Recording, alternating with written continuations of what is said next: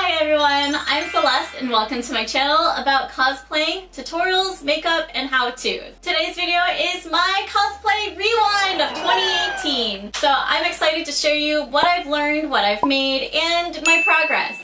Some of it has been here on YouTube, so you've seen it before. If you're new to my channel, make sure to click that red button down below so you subscribe to never miss any of my content.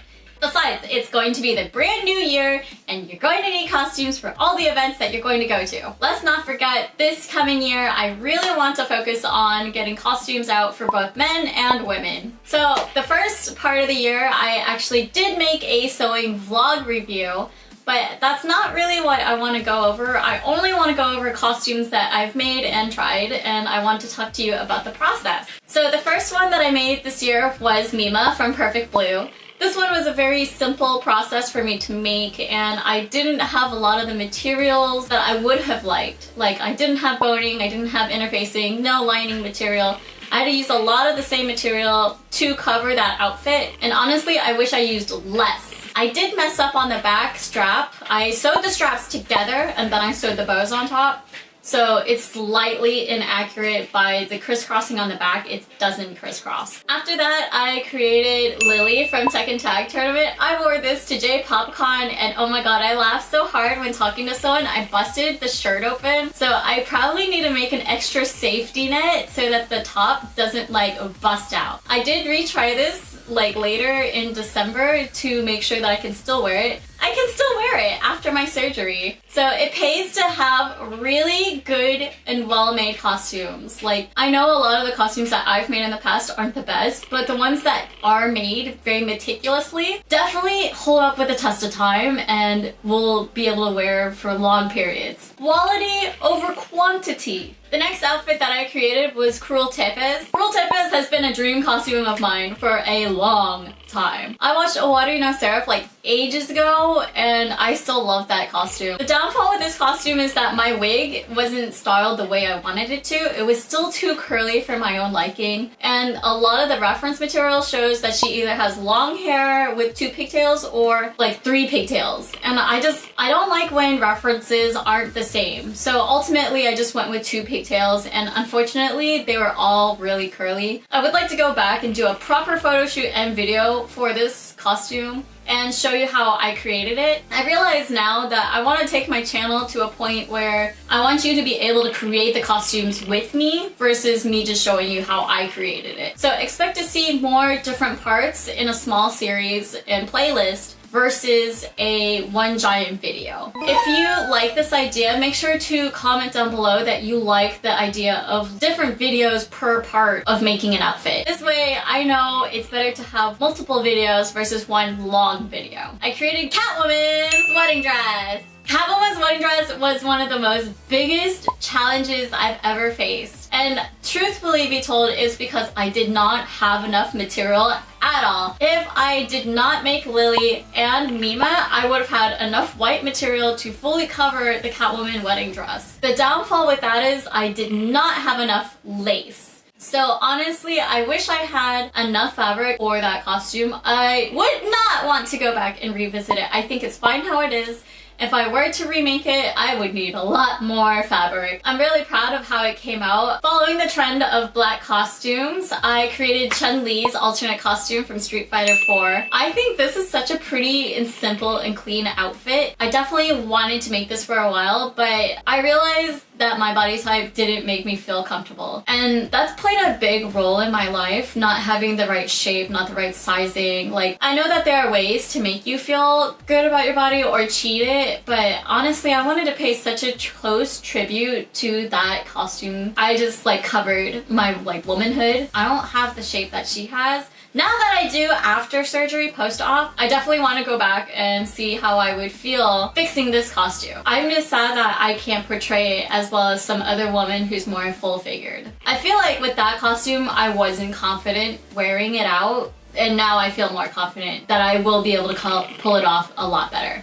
My brother was coming to visit Denmark, so I didn't have a lot of time to really work on extra cosplays. I was working on some costumes, but they're not finished yet. But I created a test run of Small Might, aka My Hero Academy's All Might, but when he's in his mini form. And I thought it was just really fun to really play around and try to do an old man kind of makeup and kind of emulate what he looks like. I got to try sclera lenses for the first time, and boy, I can't believe how hard those are to put in. So I highly recommend, if you ever get a chance to get scleras on sale, try them. Shortly after that, I told you that I was working on costumes, but I never got to shoot them. One of them is Devil Honmura, and I want to be able to show you this one because I wanted this one to be an easier idea of Honmura versus like having to use tons and tons of feathers. So when that video comes out, you'll be able to see more, but so this is Devil Honmura right here, and I just wanted to show you this for 2019 and what's in store. Shortly after finishing Honmura, I kind of wanted to try a few different movie cosplays, quote unquote. I wanted to make Crazy Rich Asian's wedding dress, but as a broke Asian wedding dress. I only used fabrics that I had and thrifted the items that I needed. Needless to say, I think the dress came out very beautiful and very pretty. I definitely tore apart a lot of jewelry to make this dress happen. I'm really happy how it turned out. I think it's really lovely. I didn't want to do any more dresses for a little bit, so I worked on a thrifting transformation cosplay, which I did toothless. I didn't get like the greatest photos. I would love to take new photos when the new movie comes out. So I want to improve in 2019 on taking self pictures. I take my own video and I edit my own videos, but I would like to get better at self photography and maybe finding like a way to get different backdrops versus a green screen. One of my subscribers here on YouTube asked if I can make an Egyptian anime themed wedding dress, and I decided to make Cleopatra from Fate Grand Order into a wedding dress. I do want to change this into possibly a actual cosplay, but right now I really love the simplicity of it and I think it's fine where it stands. I would love to like really cut up the rest of it and add the arm bangles, but this was supposed to be just a wedding version, not a full cosplay version. Next up was a slew of videos that were supposed to be released back to back to back to start off my 31 days of Halloween. I didn't get to get around to it. You know why? Because I got breast surgery and I was so sore and I was in Poland for like a week and a half. That's no excuse. Like, I really want to be able to buckle down on videos and produce content constantly, and I hope to do that for 2019. Yay! Resolution before 2019 hits! More videos, more content, teaching you guys how to make more cosplays. So these next costumes are Pikachu, Fluttershy, Oscar Langley, and Luna from Sailor Moon. All of these costumes were based off of one yellow dress, and this yellow dress is supposed to be a versatile piece. I wanted to show that you can find ways to make cosplay cheap for you, and that's why I call it the Yellow Dress series. I wanted people to understand just because cosplaying looks difficult and hard, you can still find ways to make it cheap for you. The Yellow Dress series, I wanted to focus on making easy cosplay from one staple piece, and I want to do more series like this in the future so that people can still have the same kind of outfit and maybe wear it to different events, and that way you won't have to spend so much on cosplaying. So push the limit on creativity level and knowing what I could and could not make, so I want to research more into making videos like that as well. I honestly started cosplaying in 2005, so I had to be really creative with how I put together costumes, how things came together. So I want to show some of these techniques with you and create a simple series where you can wear multiple costumes off of one staple item of clothing. Next was kind of the meme phase that I went through, so I did Bouette and Thwompette. I did not do Bowsette because I wasn't loving the fact that everyone else was doing it. I didn't want to completely ride the train, but don't worry, I will create Bowsette soon for those who are interested in doing Bowsette and using some pieces in my wardrobe. That way you can create your own Bowsette versus having to buy items or creating something from scratch. I really like Thwompette and Bouette. Honestly, those were the first ones that I've ever used 3D printing on. Thwompette actually used a 3D printed Peach's crown because the design I followed was not like meme specific towards the same mushroom crown. I did more of a Peach design on Bouette because Peach is kind of the whole reason why we have a mushroom crown. So, you know, we get Toadette and she looks kind of like Peach. And I think we lost a lot of translation in that when we put it on all these characters, and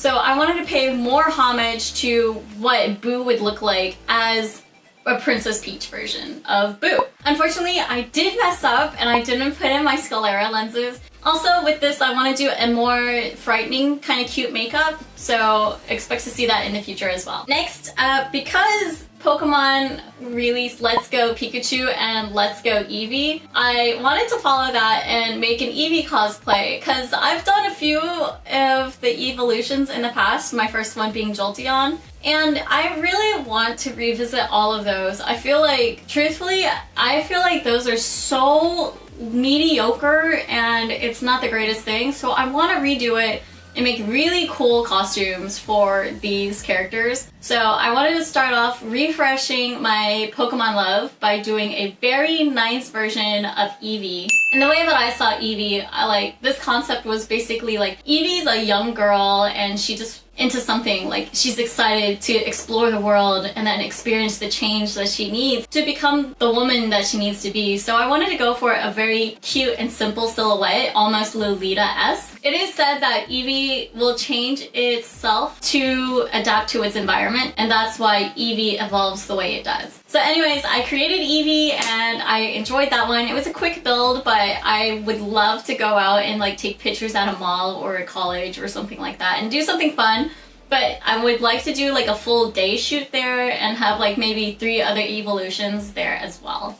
Cosplay planning! It's not the end of the year yet, but make sure you plan way ahead of time. And of course, my last costumes were the KDA skins. I didn't fully show Ari yet because my tail wasn't fully built, and I've been going back and forth if I wanted to create the stockings for Ari. You did get to fully see how I created Kaisa in the makeup and the dance video. I wish I had a girl group to do it with me, so I won't have to sync up video and video and video if I did all the skins. So hopefully I can have some friends here in Denmark wear the costumes and then dance with me, and we'll have a fun time. So at least I'll have the costumes, and I'm showing you guys how to make the costumes for future references. I do want to try more alien styles in the future, but this year I've learned so much. I've done proper men's makeup, trying sclera lenses, a little bit more on wig styling, and then, sewing creation as a whole and challenging with only things that I have or thrifting possible. A lot of the things that we have are raw materials, but some people don't know how to use raw materials. So I hope with the future videos that I create, you guys can really learn how to get into cosplay easier, and that way you have a better time doing it and not stressing last minute at 2 a.m. right before the convention. I've been cosplaying for about 14 years now, come March. I have to say, without it, I wouldn't be where I am. I definitely wouldn't have met my husband. I wouldn't be in Denmark. Wouldn't have this YouTube channel, honestly. So I have to thank every one of you guys out there who are watching my videos, using my tutorials, hating my tutorials. At least thank you. Thank you for interacting with me. I hope you had a blessed 2018. I know I did. Most importantly, remember to start the new year off with a positive note. Be thankful for the things that you had in 2018. Be thankful for the things that were bad to you in 2018 as well. Without the bad times, you can't have the good. And with that, oh my god, without the bad things in 2018, you can't move forward in 2019 learning from those mistakes. Mistakes help you grow. And don't think as bad things never happen. But that's the beauty of being creative. Don't get scared, don't get up on your fears. And always check out other videos that YouTube has to say here, or what I have to say over here. And subscribe to my channel because I still want you to stay inspired and be creative, and I will see you in 2019. Happy New Year!